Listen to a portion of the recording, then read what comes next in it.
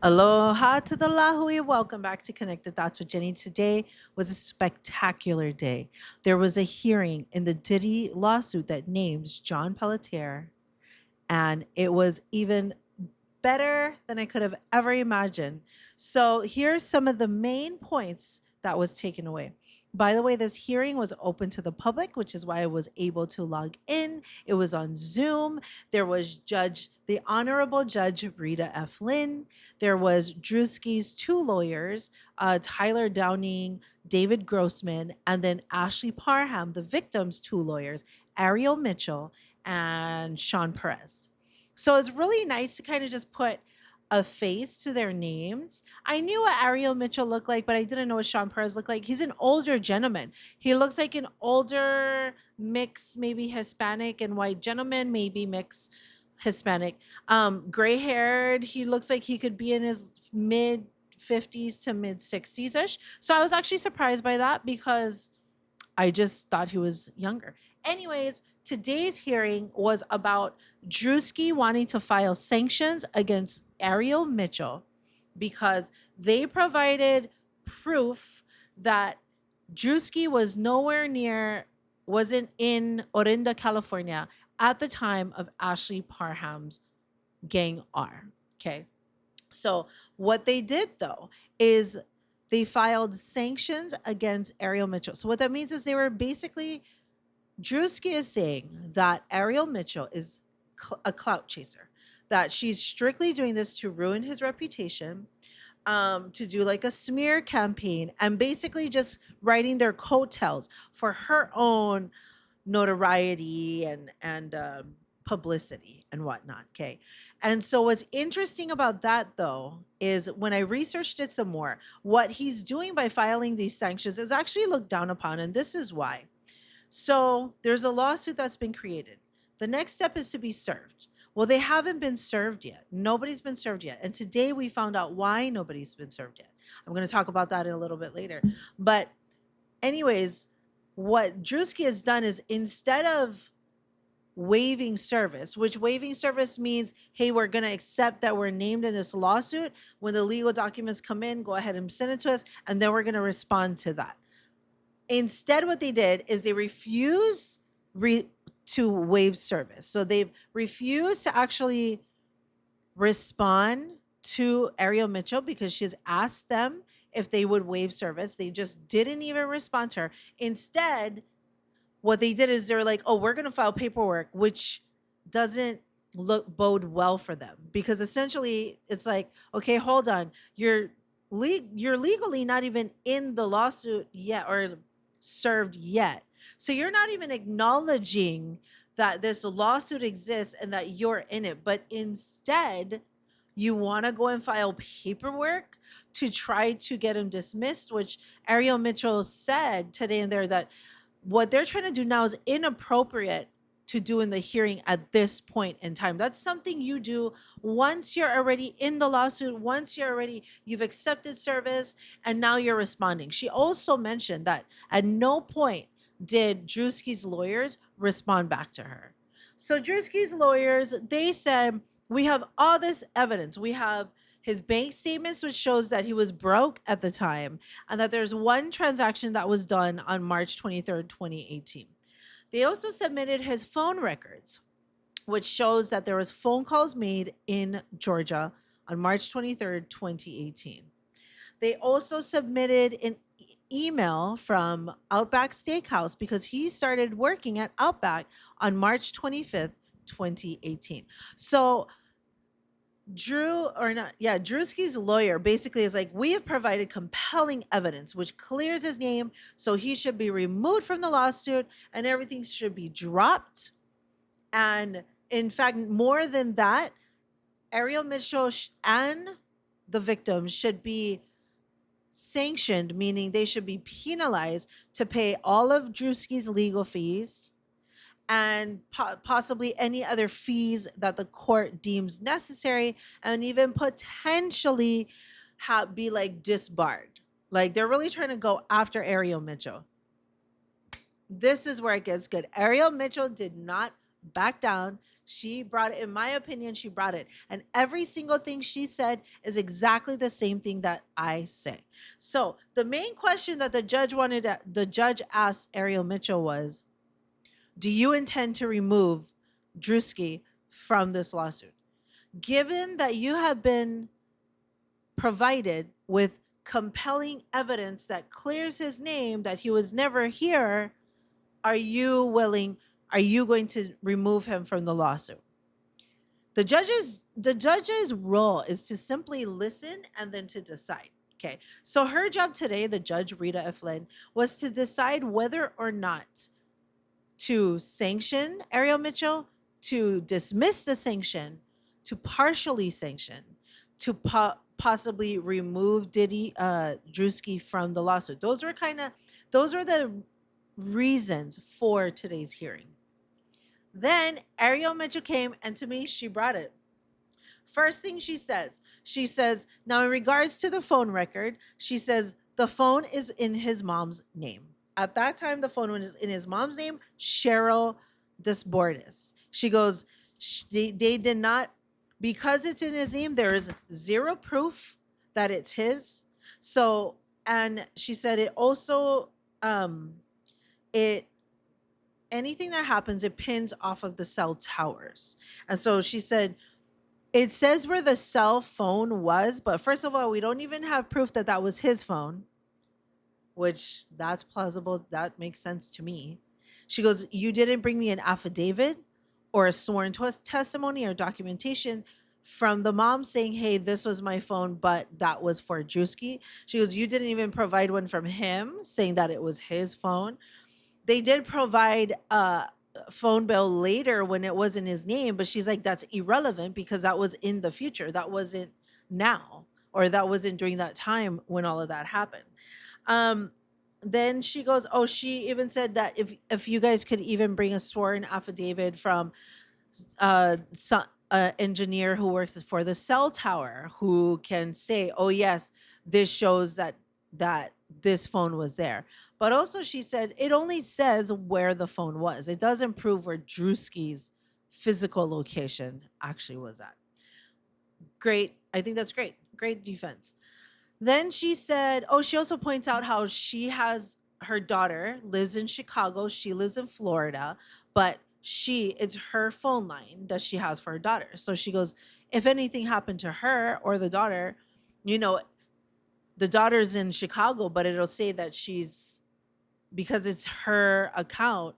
If somebody wanted to come after Ariel Mitchell, it could say that it's in Chicago. So it's really messy and muddy right there.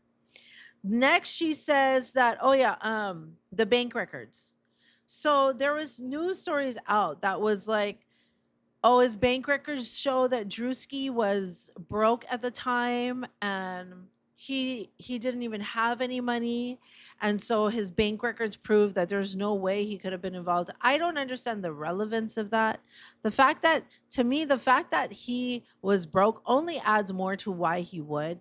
Why to him meeting somebody like Diddy would be so mesmerizing to him. Why it would be easy for him to get sucked up if Diddy promised, hey, look, because he was trying to be a comedian. He was trying to go viral. He was trying to create a buzz about him to reach the status that he's at now. Okay. And if he was to meet Diddy and Diddy's like, well, listen, come with me. I can introduce you to this person, this person, this person. If you're a nobody, you're more likely to inclined to be like, oh yeah, I'm down. Let's go. You're way more likely to do that. So to me, that doesn't mean anything that it was broke. So she mentions the bank record. And she said there was only one transaction on March 23rd. And she said that means absolutely nothing because whenever you make a purchase, she goes, that's not necessarily the same day that it will post in your bank records. She goes, I can buy something on Monday and by the end of the week, that's when it's actually going to show up on my bank statement. She goes, so that is not an accurate representation of where Druski was just because of bank statement. Now, mind you, John Pelleteir did the exact same thing. He also testified the same thing. He testified by giving his bank statements. I don't fall for it. First of all, he's married. His wife can use his card. I use my man's card all of the time.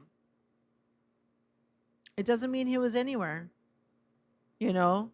So that's why I've always thought that John Pelletier's alibi or evidence was weak, because yeah, your wife could have been in Vegas using your card, your account, or even it could have been purchases that was made in the morning. You could have been in Vegas in the morning, and then you could have been in Orinda, California in the evening, because it only would have taken you 7 hours to get there. So that was not reliable information to rely on. So basically, she tells the judge, since this is not compelling evidence, she does not want to remove. And that's when she reveals, no, they are not removing Druski from the lawsuit. Yes, they intend to fully see this lawsuit through to trial. She said, we, as in Ashley Parham, John, and Jane Doe, all want this to go to trial. Period. They wanted to go to trial. Oh, another thing, he provided his work email that says he started work on March 25th. Ariel Mitchell's like, yeah, that doesn't mean anything when the gang R happened on March 23rd. Same. I totally wouldn't. Another two more really big points I want to bring out. She talks about, Ariel Mitchell talked about John Pelleteir today. She said that let me get the words exactly. She said, in case you guys don't know, Ashley Parham was gang R'd. She escaped where she was gang R'd. She went to the neighbor's house. The neighbor said, don't worry, I called the cops. You're safe. When the cop came to the door, it was John Pelletier posing as the sheriff of that town, Contra Costa. And she proceeds to tell him, and this is exactly what Ariel Mitchell says. She goes, there's an officer who reported, and she told him what happened, and he ignored her, he left her, and he did nothing about it. So when it was time for her to go and file these police reports, she had a hard time filing these police reports because of the interaction that she had with John Pelleteir. She thought, I literally told the sheriff and he did absolutely nothing for me. He told me to just get out of here, find my own way home. And because of that, the first story that she gave to the police department wasn't full yet. So she had tried to go back to, basically, I forget the word she had said, change to like amend. She tried to amend her lawsuit, her police reports, but they wouldn't amend it for her, to the point where she went through 3 different police stations, right? Oh, don't quote me. She went to multiple, I'm pretty sure it says, I wrote that down. She went to multiple police stations to try to, yeah, she did, because she went to Walnut Creek to try to report this. But literally, because of the interaction she had with John Pelleteir posing as a sheriff, she didn't have faith that law enforcement was going to do the right thing. Ariel Mitchell also talks about how she vetted Ashley Parham, and when Ashley Parham was telling her, she said she did extensive research, and she said at every turn she questioned Ashley Parham. So she said, she basically claims, because Druski's lawyer said, you didn't do an investigation, these are all baseless, there's 0 facts, there's 0 evidence, to which Ariel Mitchell said, no, I have 3 eyewitnesses who are there. She goes, that's the facts that I'm providing. And so she says that at every return, she would question Ashley Parham. She said Ashley Parham has provided pictures. She says that there were additional police reports that she tried to amend. And then she also said that about the credit card receipt that of the payment that Druski had made by his house. She also says on top there that there's no timestamp. So she says, we don't know when he actually made that purchase or when that charge was. So she gave some really great rebuttals, which I loved, obviously. Oh, she also brought up that they at every point kept trying to get in touch with Druski's lawyer, but Druski's lawyer never responded back to them. She also pointed out, because they're trying to say that she's a clout chaser. She also pointed out that she never went to they Drewski's lawyer is saying that she's purposely trying to ruin his reputation to the point where now Drewski is losing sponsorships. He has to explain himself to his sponsors, and like his life is so hard because he's been named in this. And she says, "We have never gone to the press. We have never done that." She goes, "He ran to the press." Now, the fact that he was named in the lawsuit, like the press went and took that, but she never actually went and tried to do any of that. Then finally, the last thing, we've been wondering why they didn't get served. Why haven't they been served? It's been so long already.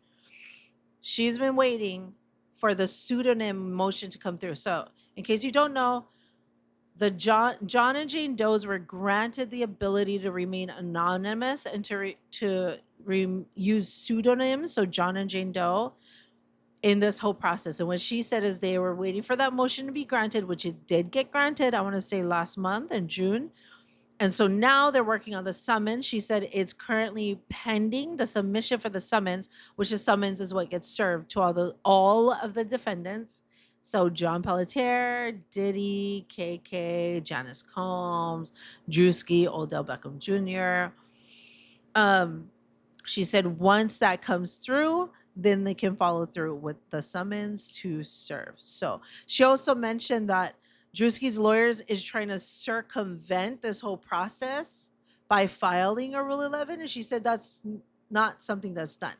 They're like trying to circumvent. So they're trying to go around in a back way when, first of all, you got to admit that you're even in this lawsuit before you can play the game, but before you're like in it.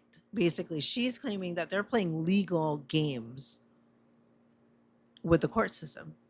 So the judge both sides was kind of going at it, and the judge was like, "Okay, you know what? I'm gonna issue a written order," and it was adjourned like that.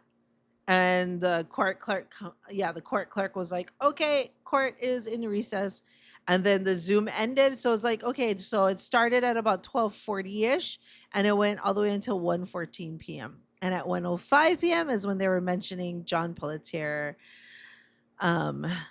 his involvement in the lawsuit. So we have confirmation. We're learning so much more information, which my main thing is we wanted to have validity, right? And so now we know now John Pelleteir is named in this lawsuit because he was identified in a photo lineup. By the way, in case I didn't mention this part, Druski's lawyer brought up, well, we don't know where she did this photo lineup. Ariel Mitchell lives in Florida. Ashley Parham lives in California. To which she answers, she goes, "I went to California and we did it." And Druski's lawyer also said, well, we don't know what pictures she used. He looked different 7 years ago to how he looks now. To which Ariel Mitchell said, we went and found pictures from 7 years ago and we showed her those pictures. So Ariel Mitchell is on it. She's on point and she's got this. And her rebuttals were amazing. Today's hearing did not disappoint. It brought all the tea. All the tea. So we know for sure they're not letting up anytime soon. They want to follow this through, and they're not letting anybody get off the hook. They're standing on business. They're like, no, Druski, you ain't cleared yet. And so the judge, when I researched, it says the judge can take like 1 to 3 weeks to decide whether or not she's going to grant this sanction and remove Druski or not, or keep him. So we have some time. I'm going to keep an eye on that docket. I'm going to keep checking. I can't wait to hear. To be honest, after being on there, I don't think she's going to release him from this docket. I don't think she's going to release him from this lawsuit, the judge. I think the judge is not going to grant this motion for this sanction. And I think this thing is going to keep moving right along. So I cannot wait until that happens. I will keep you guys posted. Thank you much for tuning in. Please hit that like button, that subscribe button. I appreciate you guys, and I will see you guys soon. Aloha.